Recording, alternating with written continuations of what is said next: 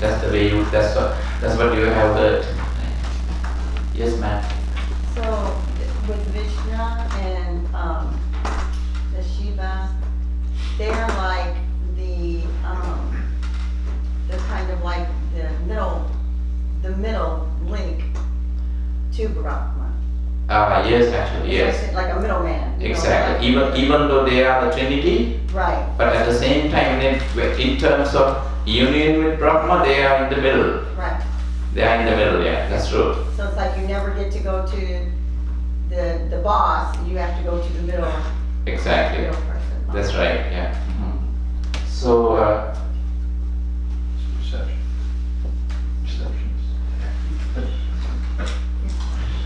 The secretary. Executive assistant.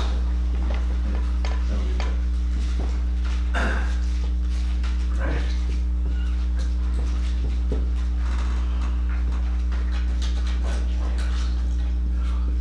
So the two schools, the school of branch of Hinduism that is based on Brahma, Vishnu is called Vaishnavism. And the school that is based on Shiva, the destroyer god, is called Shaivism. Vaishnavism and Shaivism.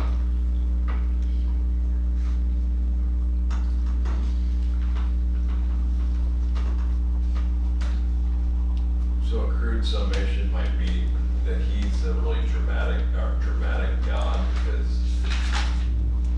why isn't he creating everything perfect? Why do things need to be sustained and destroyed? It's kind of for object, right? Yeah, that's true, yeah. So now let's see the interconnection of these three markers, path to Vaishnavism and Shaivism. So Vaishnava is Vishnu. Shaivism is from Shiva.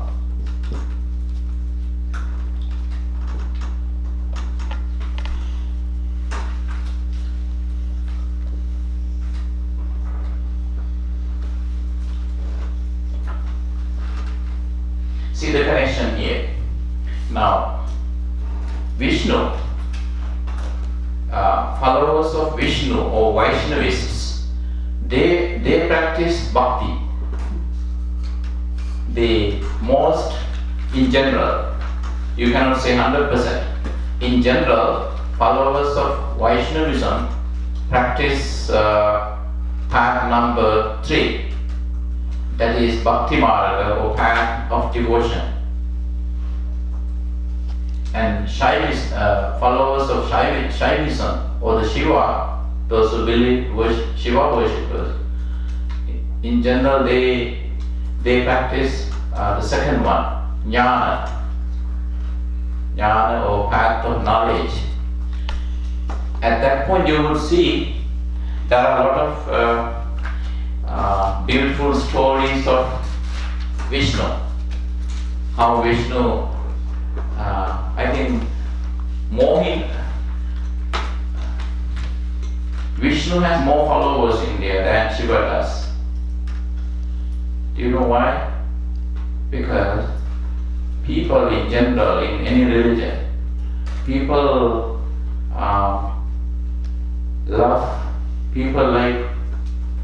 prefer devotion over meditation. And there are always the stories of Vishnu are very impressive. And whereas stories of Shiva not that impressive. Why? Because how Shiva is connected to number 2, that is path of knowledge, is Shiva is a meditation god. He is a meditation god. But at times, in case he opens his third eye, what happens? He would never close it, having created some destruction. So Shiva is Shiva is a meditation god. And so that is, you know what happened? Do you know the story of Cupid? Yeah. The story of the Roman Cupid. You see Cupid in Hindu literature, in Roman literature especially. So that's because in case Cupid shot Vishnu with the floral arrow, he would have survived to this day. But he shot the wrong god with his floral arrow. When Shiva was meditating, Cupid shot the floral arrow. And it was the wrong time. Shiva was in deep meditation. He opened his third eye and burned Cupid to ashes. That's when in India,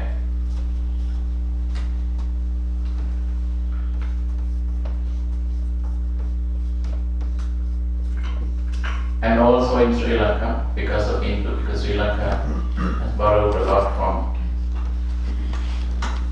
India.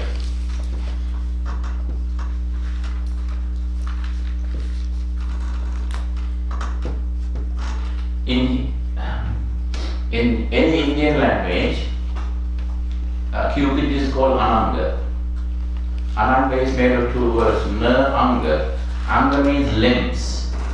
Na Anga means no limbs, limbless. Since Shiva burned Cupid into ashes, he lost his physical body. Now, Cupid is without a physical body. So that's why in Indian imagery, imagery of romanticism, Ananga is only indicated with a floral arrow. Whereas in Roman imagery of romanticism, you still see this cute, chubby baby looking, with a floral arrow, ready to shoot with this floral arrow. So that is when an Indian within Hinduism, you very often use the story of Ananga just to denote, just to indicate that when you practice Jnana Marga or the path of knowledge, you have to watch whether you get shot by Ananda. Meaning, just remove the theistic part of it. You already meditated. What if you get your sexual energy aroused all of a sudden? That would destroy your sama meditation. That's the reduction that we need to see. Just remove the theistic part and just see the from a psychological angle. So, and then those who practice second one, Jnana Marga, are basically followers of Shiva, and they are good meditators. And white Vishnus, they are more into devotionalism. They chant hymns, and that's when, and that's why there are more impressive stories of Vishnu, craving, love, romance, dreaming. All these things are characteristics of Vishnu, and Shiva wouldn't have any of those. Shiva is the destructor of ignorance, or Actually, this is how it because according to some rational Hindus, right, not devotional Hindus, they easily remove the theistic part of the Trinity, and he would say everything is created and everything is sustained by itself, and then everything has to decay and finally come to an end.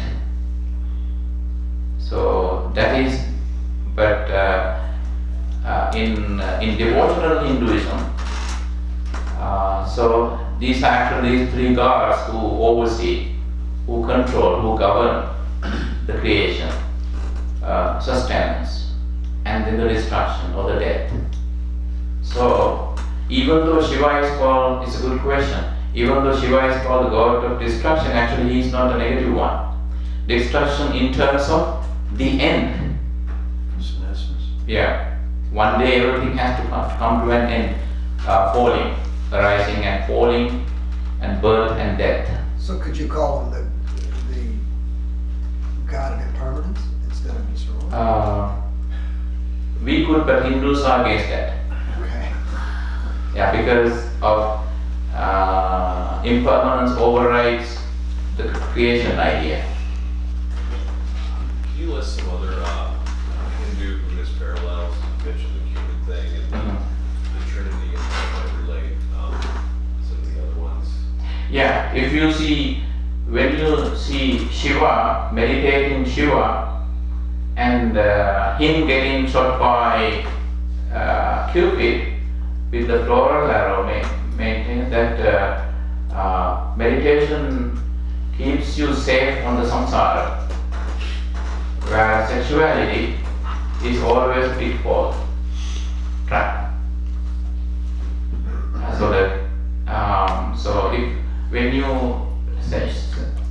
sensual, so the Cupid represents the arousal of sexual desire.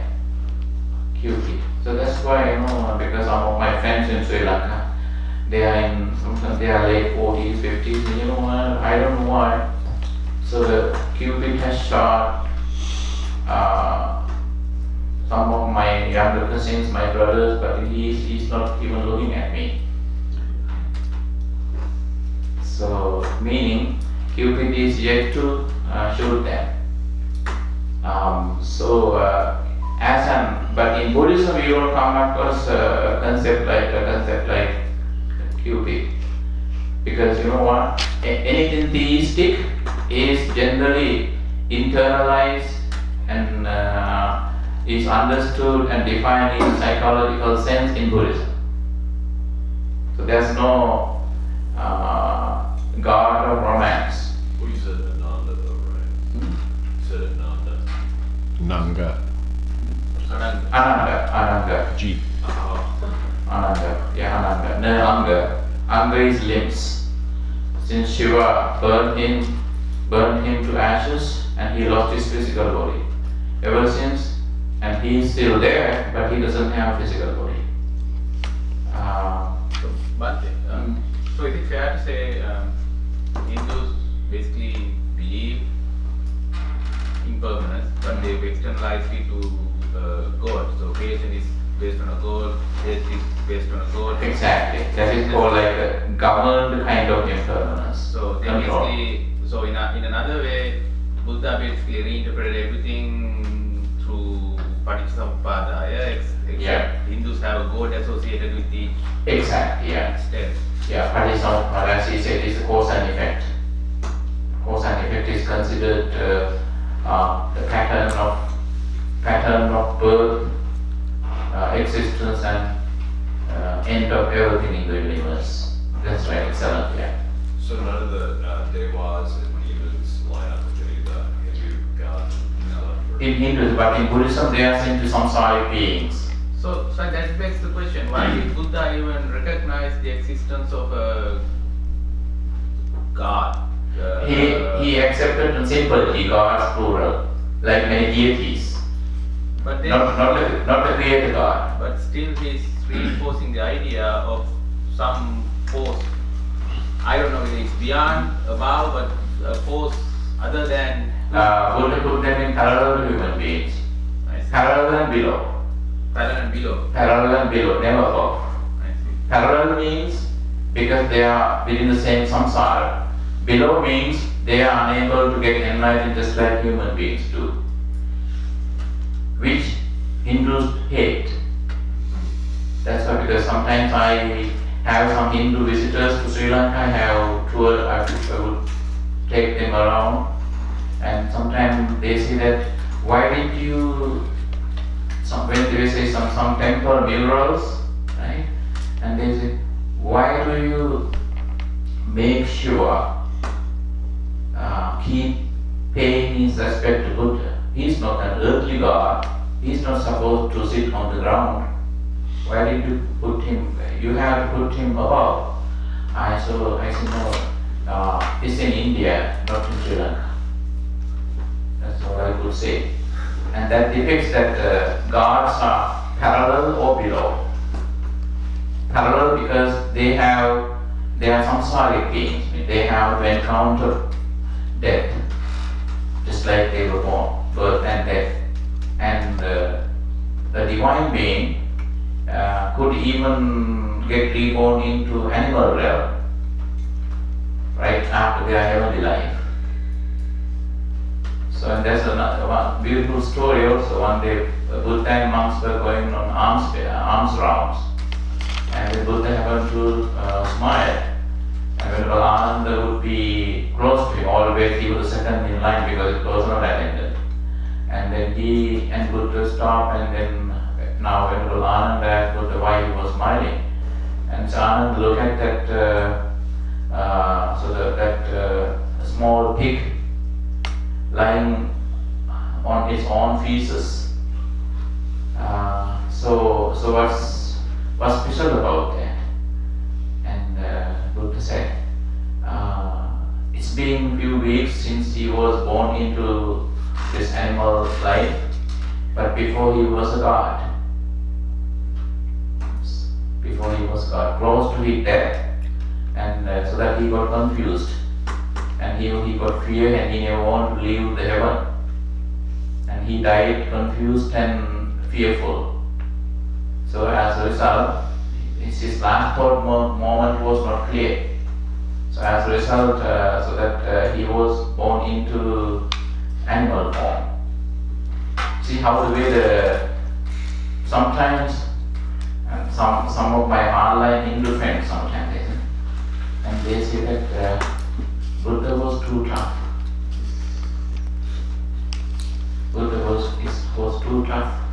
Actually, always throughout history, there were clashes between Buddhists and Shiva, those who worship Shiva. Especially when you go to India, especially. It was British archaeologists who recorded all that. Wherever there was a statue of Buddha, and Shaiva people would come and remove the head of the Buddha and they would put a Shiva head. But Vaishnava people would never do that. Why is that? Because Vishnu people, they consider Buddha as one of the avatars, incarnations of Vishnu. So always there's this affinity between Vishnu worshippers and Buddhists. And then Shiva worshippers don't. Why? Because Buddhists internalize everything, and including salvation or nirvana, whereas Shiva worshippers, to them even meditation for a few moments is something of a reconnection with Brahman. So that is their meditation is. So that's why Shaiva people usually don't like Buddhists. Is it not the idea in Buddhism as well that we've been cycling through these different dimensions ourselves since beginningless time? Yeah. That any type of good karma we accumulate now, like we could still end up in an animal realm. That's right. Even if because we can eventually exhaust this good karma we've had. The next lifetime we could be in a heavenly realm Exactly. and then end up back. Right, exactly, yeah. The only difference is we have control. Our stream entries, right? Stream entry, yeah. Stream entry that you're guaranteed 1 human or above. Yeah, when you achieve the first level of enlightenment, you will never go to animal realm or anything. When you achieve the first level of enlightenment. It's fascinating how I don't know anything about how the Buddhist cosmology developed. It just appeared like spontaneously after his enlightenment. It always existed. It's just kind of Right. But yes, and then one thing is, and in popular Buddhism, like in Sri Lanka, in Thailand, Thai Buddhist worship, Thai, Laotian and Thai, Laotian and Cambodian Buddhists. They are predominantly Theravada. They worship Brahma. They worship Brahma. And you could see the three-faced God in Thailand, in Laos. So it's Brahma. Whereas in Sri Lanka, because Hindu pantheon is absorbed into Buddhist pantheon as well, because on the cultural level, in cultural Buddhism, and you also see Vishnu and hardly Shiva, and Vishnu has become part and parcel of Buddhist practice in Sri Lanka, especially because it's very rare to see Shiva in temples, in Buddhist temples, except that if there are one or two temples in southern Sri Lanka, that is where you see Shiva is on the ground and paying his respect to Buddha. So that somehow Shiva has never been a favorite god for Buddhists throughout history as well. In the archaeological history of India also. It was Shiva people who came and destroyed Buddha statues. But Vishnu people, they never did that. Why is that? If a Vishnu follower destroys Buddhism, it would be offending, it would be insulting to Vishnu. Why is that? Because to them, Buddha is an incarnation of Vishnu. But all these Vishnu and these Hindu gods who are also manifest in Buddhism, in popular Buddhism, they never occur in the Pali canon. So they are a late addition. They were late added to Buddhist pantheon. Now, so any questions about three margas? One more question. Yes, please. So Brahman is considered an energy, universal energy. Mhm. So he's not considered a god. So Actually, it's both. I see. It's both. While he remains an energy, that's a cosmic energy, at the same time, in order to lead other gods, the energy also manifests as an individual god. Actually, that is the most confusing part. I also got that because when I studied Hinduism in Montreal, my professor was Tavis Sonichi. He's how to say, he practices, he's a follower of only female gods in Hinduism. Yeah, he doesn't worship male gods. And he's the one, actually, I would always ask the same question again and again. Then he's the one who said that particular aspect. So Brahman is the cosmic energy, but the cosmic energy, so that in order for the cosmic energy to flow to the world, it has to be it needs to have an active aspect. So that is why this Brahma also appears as an individual god. So that's why in order to differentiate, you call Brahman and Brahma. So we have three different versions of basically prefix Brah, right? So we have Brahman, then we have the Brahma, the god, then we have Brahmans, the priests. Yeah, that's the connection. Yeah, I'm coming to that point. Yeah, Brahman. Yeah, What Brah. Indra, I'm sorry. Yeah, that's our evening class. Yeah, that's afternoon. Yeah, thank you. Actually, that's why I did catch up on that yesterday. And what about like Para Brahman? It's like Para Brahman? Is there like a Para? Yeah, that's actually use that term to identify, to explain Brahma the god, because he's far away. Because Brahma is never close to the world. He's not worldly. So he's at that point you refer to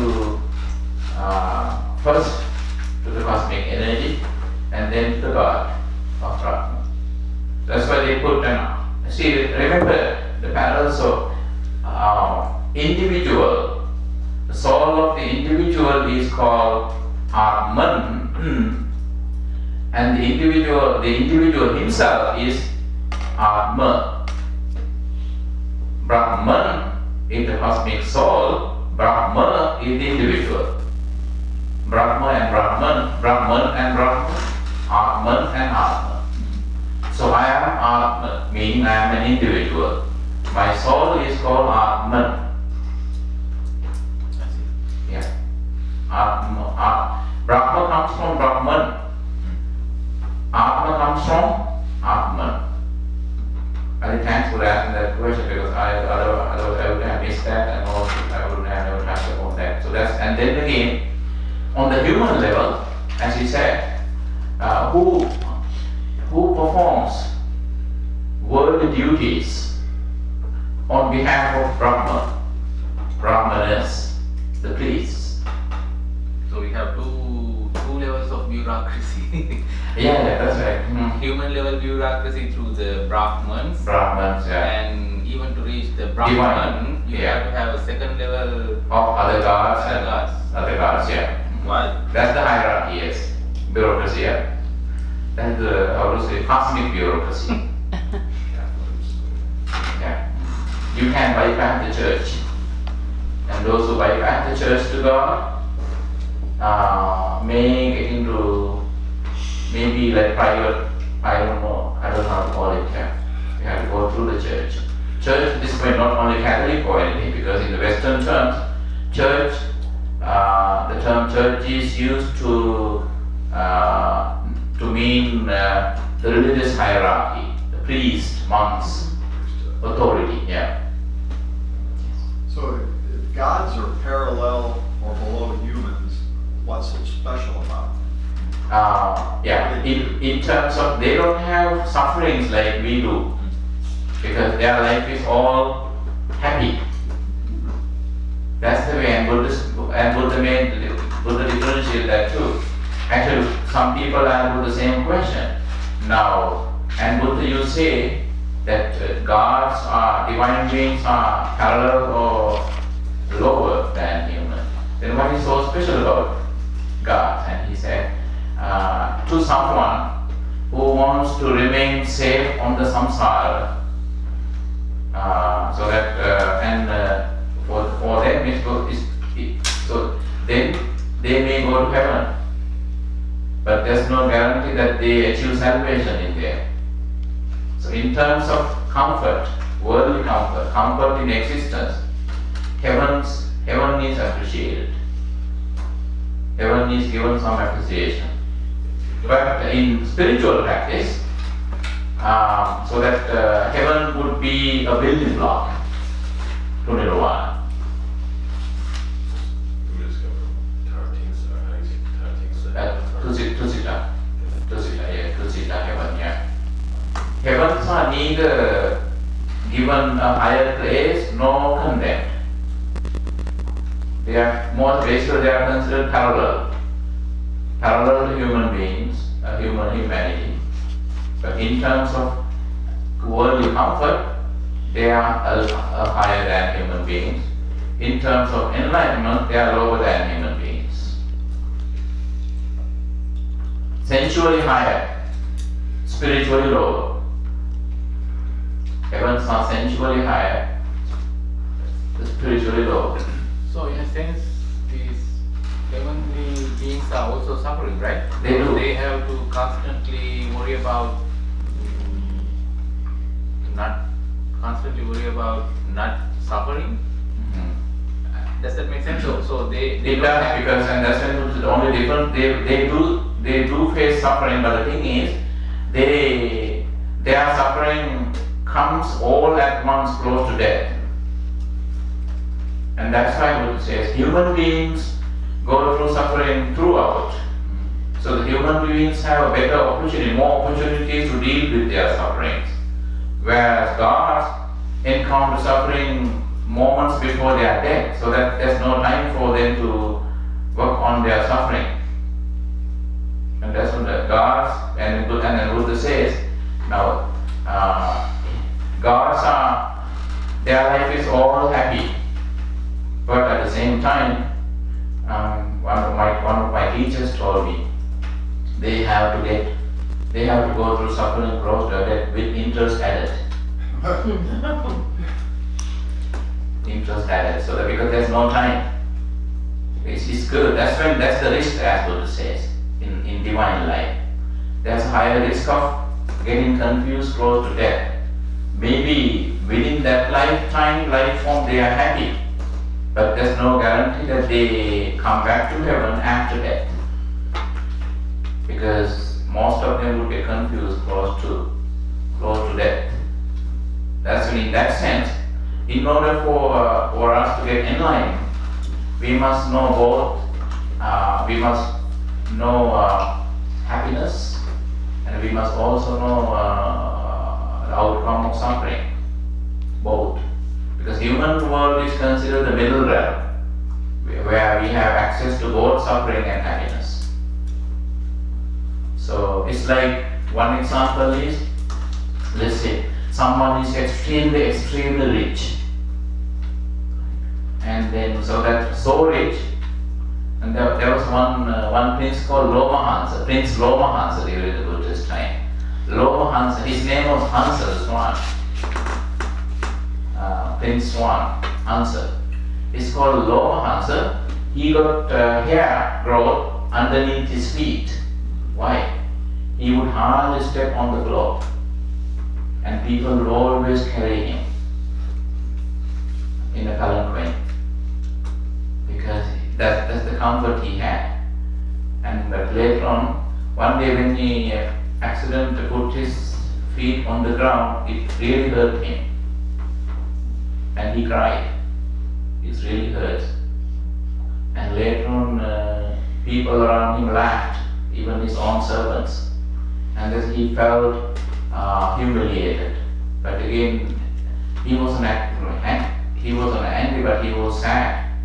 And later on, he would go to see the Buddha and become a monk, and he would be the monk who purposely went through untold hardships, because he wanted to pay, get rid of in his own words, I was too stupid to enjoy all this comfort.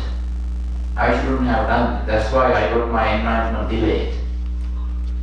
And that's Buddha used the Prince Lomahansa's story to explain the way divine beings think about their happiness, their comfort. Too much comfort in heaven. So, and also, and we need to understand the the difference between gods and human beings in terms of the Buddha's purpose, actually. So the purpose of Buddha is not to lead, not to direct the people on the sensuality, on the direction of sensuality, but to help them walk away from that, walk the spiritual path. So, and that is the mission of the Buddha.